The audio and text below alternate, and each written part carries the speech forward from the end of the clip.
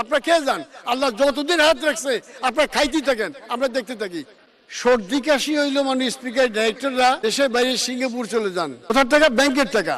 অথচ তারা যখন ডিভিডেন্ড দেন, লভ্যাংশ ঘোষণা করেন, তখন খুব কম। ব্যাংকের অবস্থা ভালো না। একজন পরিচালকের পিছনে আপনি অডিট করছেন কত টাকা খরচ হয় বছরে?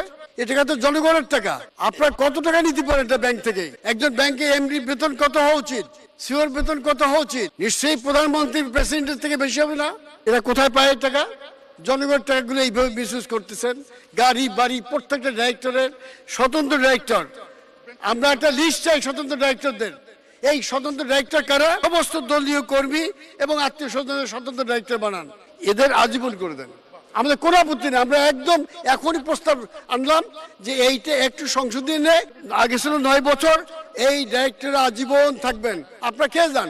আল্লাহ যতদিন হাত রাখছে আপনারা খাইতেই থাকেন, আমরা দেখতে থাকি।